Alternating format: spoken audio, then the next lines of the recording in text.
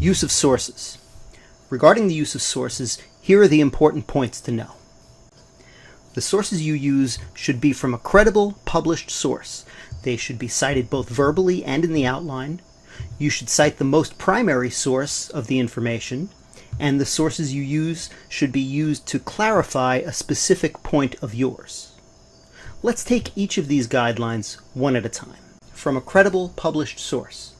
Some examples would be scholarly journals, published newspapers and magazines, books, broadcast media, and even personal interviews, provided that the source is willing to comment on the record in whatever capacity it is that makes the source credible.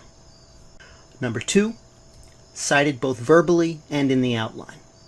In terms of citation, it is not necessary to have a footnotes or endnotes page.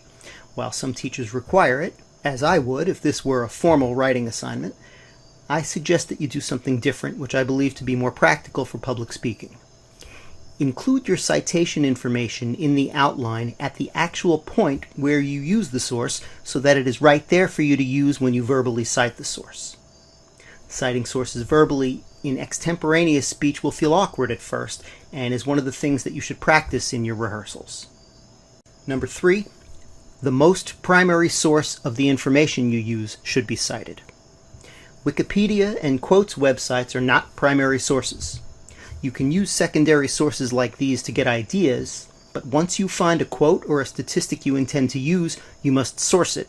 You must do research to find its most primary source. Number 4, the sources you use must clarify a specific point of yours at some point in the speech, rather than be used randomly to fulfill the requirement. The source information should be used to make an analogy that will enhance your audience's understanding of your meaning. If you do not know what specific point of yours the source is helping clarify for the audience, you are likely not using the source correctly.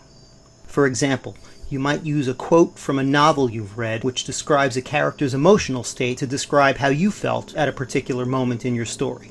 It is for this reason that I recommend you hold off on looking for sources until your content is sufficiently developed.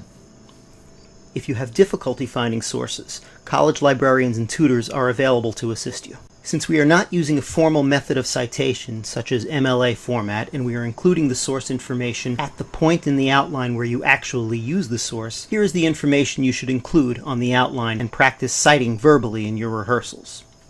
You should include the author, publisher, publication title, publication date, article title if applicable, page number if applicable, and one key credential of the source that you believe establishes that source as credible or authoritative.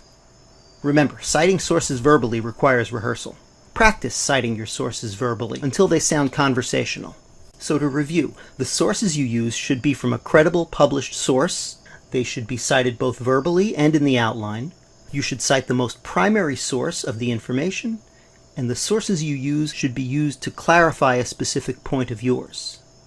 Beginning with speech 2, you must use and cite at least 2 sources in each of the remaining speech presentations.